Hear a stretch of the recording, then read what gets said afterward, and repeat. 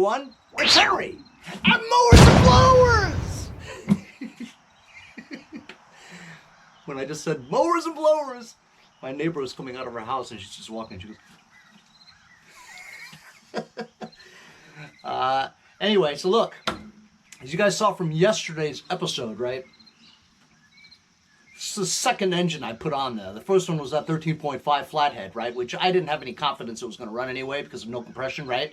I swapped out the valves. I knew the valve sleeve was a homemade thing, so I knew that wasn't going to last. And also there are two head bolts that were stripped on the inside of the engine block. So you know what? That thing's just not going to work. You know what I mean? So when we did the compression test that day, it also showed just 25 psi. You know. So it's not going to really do it. On the other hand, this one only had like 60 psi, you know what I mean? I rebuilt this engine a little whiles ago. I went back to the video to watch exactly what I did. And apparently when I got this engine, right, it was just a blown connecting rod. So what I did was just buy a connecting rod, attach a piston to it, shoved it in there, put a gasket on, put the sump back on, put it together, did the valves, put the head back on, all that stuff, right? And put it together, just like that. I never checked the flywheel key. The flywheel was attached onto the engine when I put the connecting rods in. So I never took this flywheel off. So as you saw from yesterday's episode, I tried starting this thing. I didn't have a battery, you know what I mean? So I had to use a jumper pack, whatever, and it was every time I tried to start it and testing and stuff like that, the jumper pack would go below 12.4 and you know, because that jumper pack is only for like 1 or 2 starts, you know what I mean? You need to charge it fully. It's not like a true battery, you know what I mean? So I need to get a real good battery, brand new, put it on here, and that way we can test it well, you know, by putting a charger on it so it continuously trickle charges it, you know? So when I did check the spark over here, right, I was watching my video that I did, and the spark looked intermittent, you know? It was like, not continuously like this. It was like this.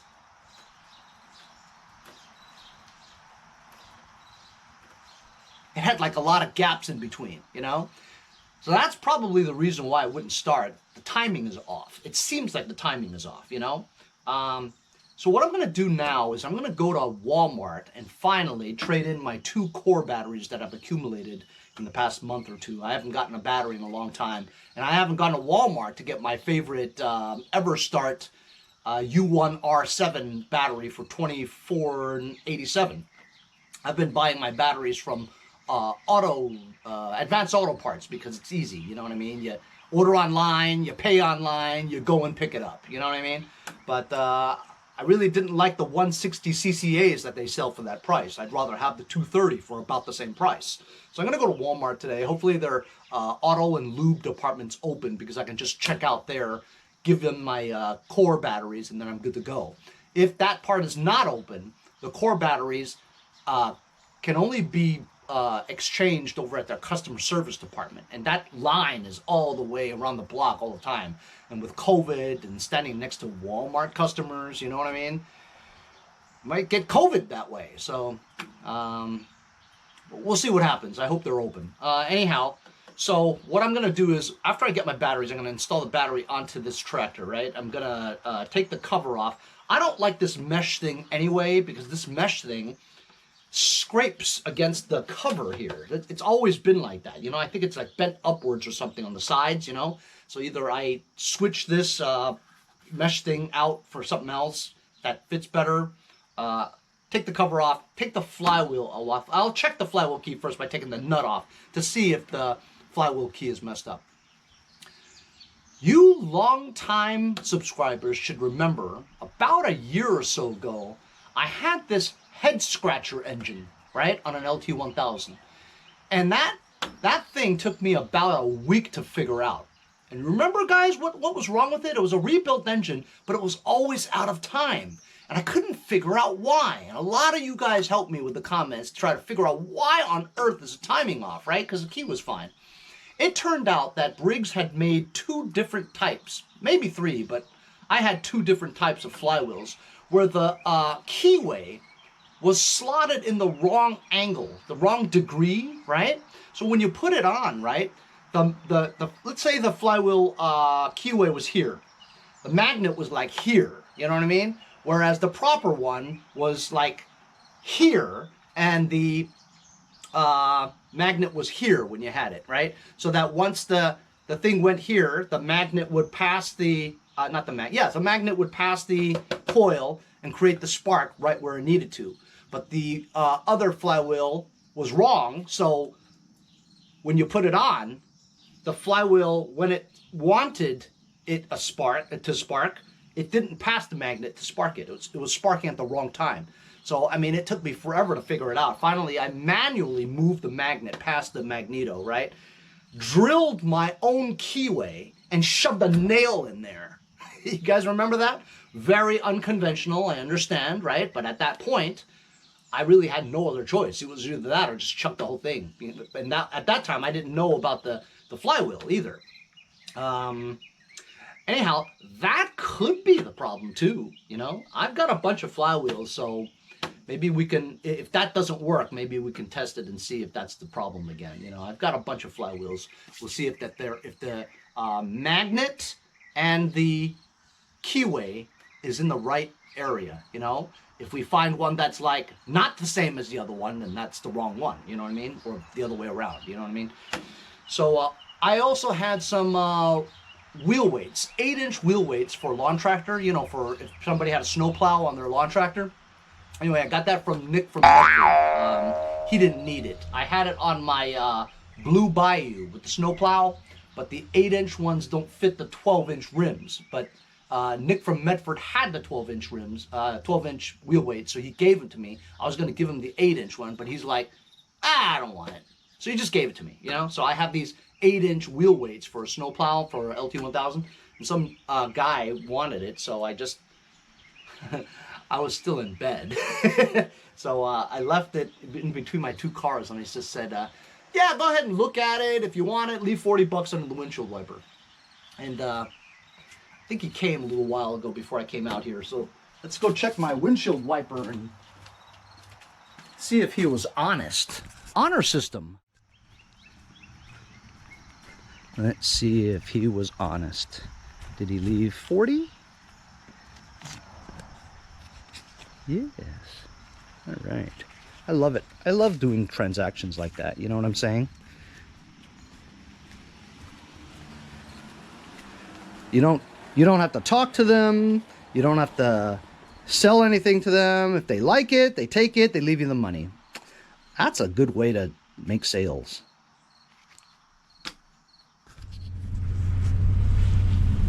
So I'm over here at Walmart, and it looks like their auto center is open.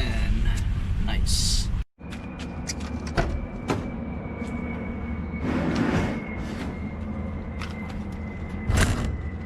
Die-Hard battery. I come to Walmart because they'll also take motorcycle batteries. By the way, you guys ever seen that new Die-Hard commercial with Bruce Willis? Hysterical. I'm looking for something here. Maybe you can help me if you have it. Or like wheels like that. Do you sell it here? No, small wheels like that, no. What do you think the wheels Small wheels. We only sell tires, maybe.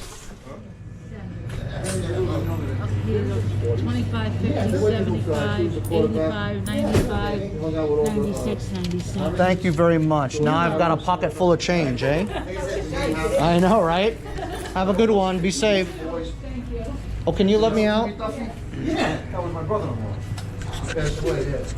Thank you.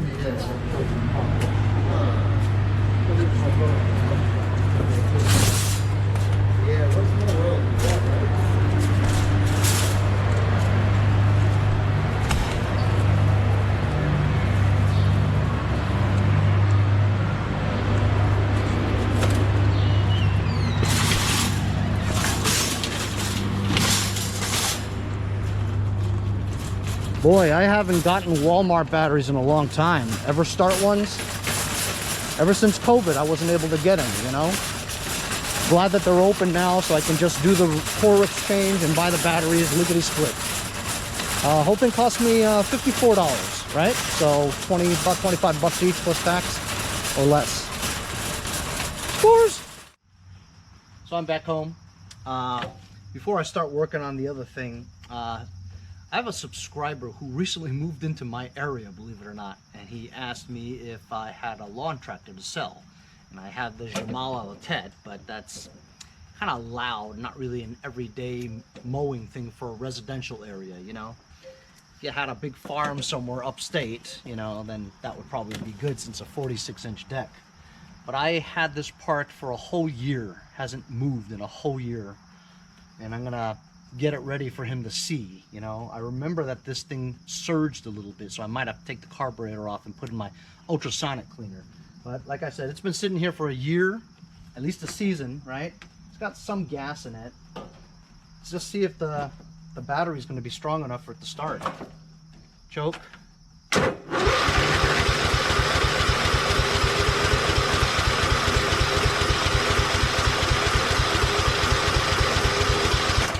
Battery's strong enough, but it's not starting.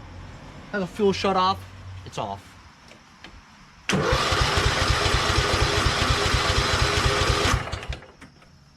At least the battery works though.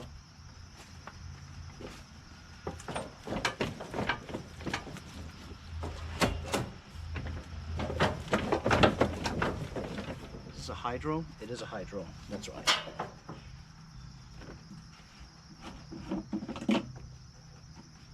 That's, yep, there's no gas. Just put some gas in here. Let's see.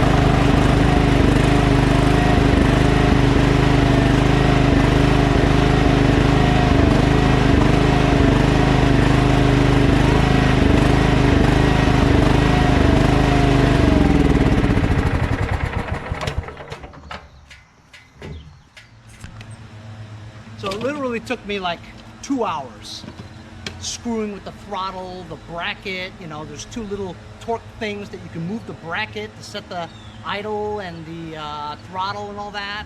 And then bending this and trying this spring into this hole, clean the carburetor twice. I got one of those Chinese copied carburetors, the Kohler Command ones, right? And they're non-adjustable. So there's no fuel mixture screw, and there's no that other jet, that's the plastic black one that goes underneath that other screw, you know, it doesn't have that. So there's no settings to it, you know? So you had to kind of tweak the throttle bracket, spring, all that, you know? So, right.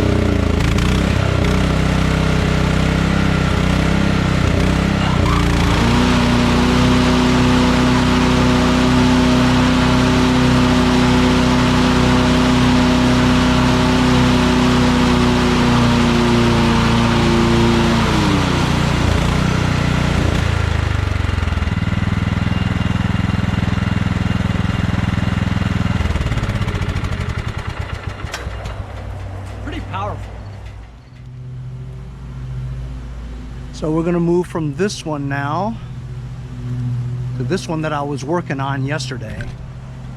And like I said, it wouldn't start because I think the timing is off. I'm gonna attach the new battery that I just got. And we're just gonna give it a crank again. If it doesn't start, we're gonna pull that engine shroud off, take off the flywheel, check the flywheel key. So I just installed a brand new battery we just got. And you know what I just realized? I was looking back here and you can see it has the freewheel disengage lever, right? And then I look over here and it says 6-speed, right? Well, if it's a 6-speed, right, then you don't need that engagement, right?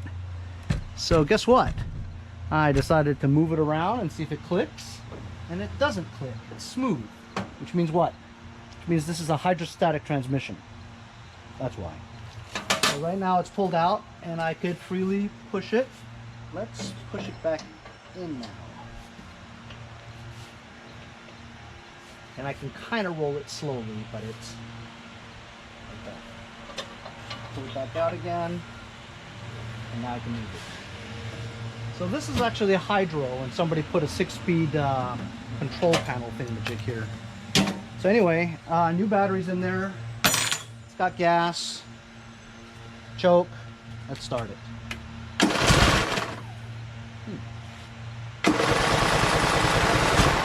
Ooh, it almost seems like it wants to start, fellas. Kinda, sorta.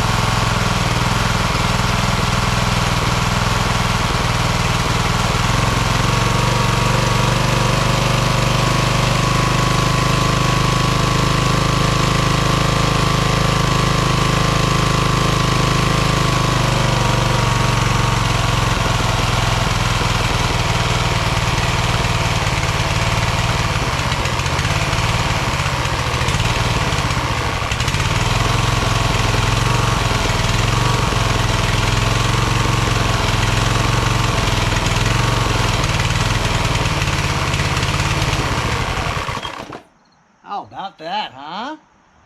Started after that. So it was just a battery. You need a good charge, you know what I mean? And I wasn't getting it done before.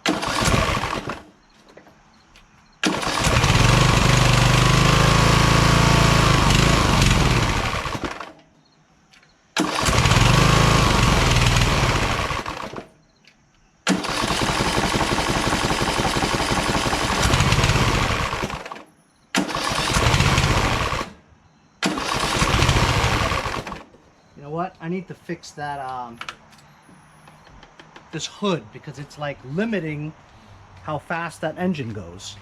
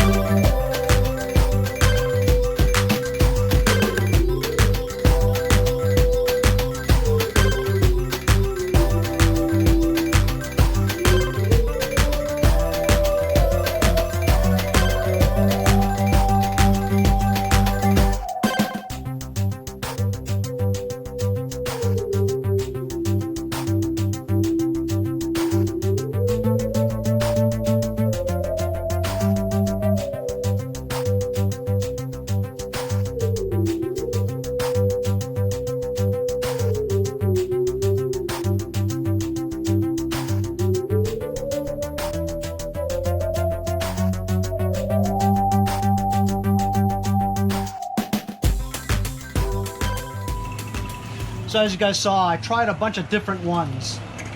Ones that are integrated with the cup, that didn't work. The kind that you first put the cup in, right? And then put 3 screws on, that didn't work. 2 different kinds of fans, right? You got this one, you got that one. This one was the one that was rubbing. And also this is higher, see? I got rid of that one.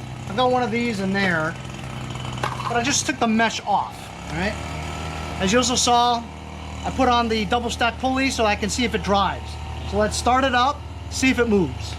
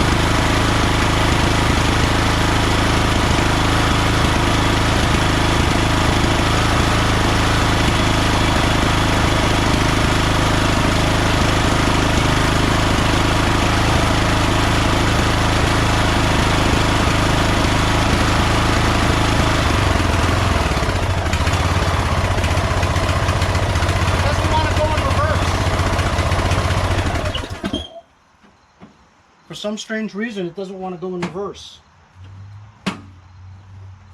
I've never had that happen before, ever.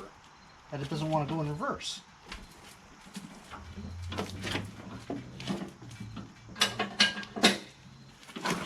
Never had that.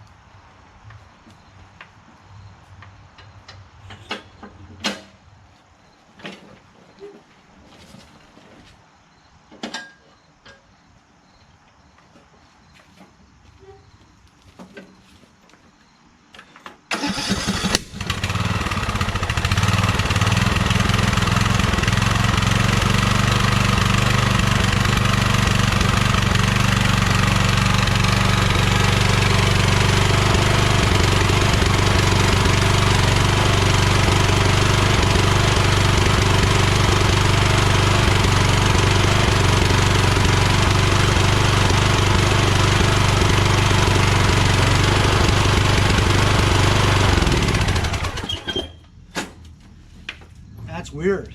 It only goes 1 speed. Forward, like first gear or something. Doesn't go in reverse, doesn't go in any other speed. That's odd. I've never seen that one before. Somebody's been in there. So I don't know what's wrong with the transmission, but I will try to look at it tomorrow. In the meantime, let me switch out this seat real quick, you know, and just an update on that LT1000 that I just spent 2 hours getting it to not surge. After all that, the subscriber guy that's in my neighborhood, he wants it for $400. So, you know, you guys know that's my personal machine, right? He hasn't even looked at it, you know what I mean? And he's trying to lowball me, and he's a subscriber. Incredible, huh? So I told him I wasn't able to do it because, you know, the bagger and stuff, it's very high in demand right now, lawnmowers with baggers, you know? So I basically told him I couldn't do it, wouldn't do it. Can't do it. Just won't do it.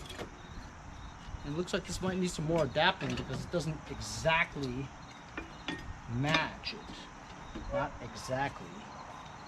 Not as exact as this one. Let's see the difference here. Oh, it looks almost the same. I don't know why. Anyway, so I'm going to mess with this for a bit and then tape that up. So I got the seat on and I taped up the cracks and stuff. Doesn't look very good. I mean, it's better than before, but I kind of need a new seat, you know? But you know what? I don't really know what I'm going to do with this tractor after all. It has no deck and it only goes one speed forward. So I got to figure that out tomorrow, you know what I mean? I have this really nice seat. Premium kind. But one of my subscribers, Dwayne Covey, wants it. So I'm going to find a box for this, Dwayne. Remember, it pops up a little. Just stick some silicone in here and sit on it. But it's in pretty good shape. You know what I'm saying? Let me know if you still want it. Otherwise, I'm going to try to put this on this one. All right? Anyway, that's it for today. Tuning up the other LT1000 still surges a little bit. I might buy a new carburetor just for it because I've been fiddling with it all day today and I can't figure it out. So I think I need a carburetor that has the fuel adjustment screws. Otherwise, you know, it's a fixed jets and stuff and it's just not drilled right or whatever and it just surges, you know. Don't know why this just goes first gear forward, no reverse, no other speeds. I'm gonna check the linkages tomorrow. Happy that I got the engine running without having to do any other major work. We figured it out. Just needed a new battery is all, you know. New battery, good spark, good combustion. Dialed it in. Engine runs pretty good. Changed the blower fan so it doesn't scrape against the engine cover. And sort of fixed the seat, you know. But this is turning into a running tractor, you know. You just got to figure out why it only moves in first gear forward. Thanks a lot for joining me on today's episode, fellas. We'll see you guys next time on Mowers and Blowers.